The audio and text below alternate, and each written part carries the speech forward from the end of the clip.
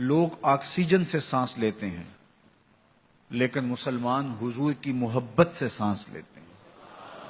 ان کا جینا مرنا حضور کے نام سے ہے.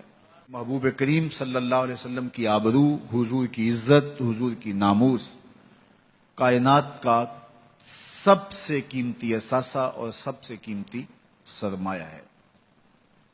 گزشتہ کئی صدیوں سے مغرب باقاعدہ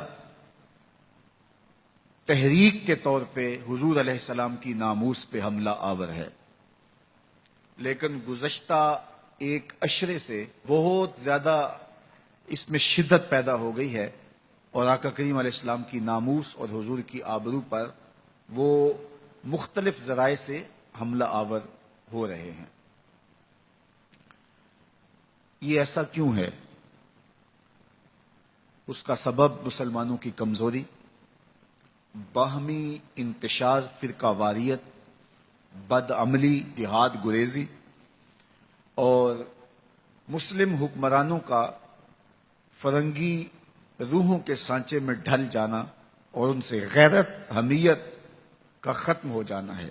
وہ ہمیں اس پوزیشن میں لانا چاہتے ہیں کہ ہم اس کو گوارا کر لیں اور اس کو برداشت کر لیں، اور امت اگر اس کو گوارا کر لیتی ہے تو پھر اس کا وجود مٹ جاتا ہے. 56-57 اسلامی ملکوں کے حکمران بے غیرتی کی چادر اوڑے سوئے ہوئے ہیں.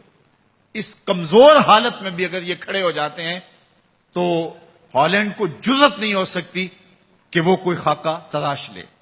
لیکن بدبختی یہ ہے کہ 56-57 اسلامی ملک، 2.25 ارب آبادی کے حکمران، یہ ایک چھوٹی طاقت نہیں ہے، بہت بڑی طاقت ہے. لیکن اس کے باوجود یہ خواب خرگوش کے مزے لے رہے ہیں اور اتنا بڑا حادثہ ہونے جا رہا ہے اور یہ خاموشی کی چادر اوڑے ہوئے. اب یہ کیسے جاگیں گے؟ تو ان کو عوام سے بیداری ملے گی. عوام جب ان کے خلاف کھڑی ہوگی، پوری قوت کے ساتھ احتجاج ریکارڈ کروائے گی، تو یہ ایک میسج ہے کہ مت سمجھنا کہ یہ چند لوگوں کا مسئلہ ہے، یہ 2 ارب مسلمانوں کا مسئلہ ہے. وہ سب کچھ گوارا کر سکتے ہیں، اپنے آقا کی ناموس پہ حملہ گوارا نہیں کر سکتے ہیں. اور تمام طبقات آگے بڑھیں تو اس سے میسج اچھا جائے گا، اس سے جو ہے وہ پیغام اچھا جائے گا. نبی رحمت پر جس نوعیت کے اعتراضات ہوں اسی نوعیت کے جوابات دیجئے. اسی طرح دشمن جس میدان کو اختیار کرے اس میدان میں جواب دینا چاہیے. جو چیز تسلسل کے ساتھ ہوتی ہے انسان اس کا عادی ہو جاتا ہے.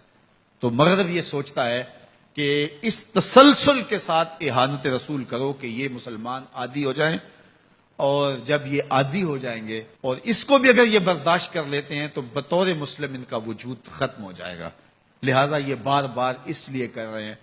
لیکن مغرب اچھی طرح سن لے کہ ہم ہر دکھ جھیل لیتے ہیں، ہم ہر تکلیف گوارا کر لیتے ہیں. ہماری کمزوریاں، ہماری مداحنتیں، ہمارا بہت کچھ بہت امور میں ہے، لیکن حضور علیہ السلام کے نام پر کبھی بھی یہ امت کمزور نہیں ہوئی. اس امت نے عمل میں تو کمزوری دکھائی ہے، اس امت میں اور معاملات میں تو کمزوری دکھائی ہے، لیکن جب ان سے عشق رسول کا امتحان لیا گیا تو یہ پورے 100 نمبر لے کے پاس. تو اس لیے مغرب کو اپنی ان حرکتوں سے، ان مکروہ حرکتوں سے باز آنا چاہیے اور ہمارے حکمرانوں کو غیرت کا سبق پڑھنا چاہیے اور پوری طرح کھڑے ہونا چاہیے اور پوری طرح قوت کے ساتھ میدان عمل میں موجود ہونا چاہیے.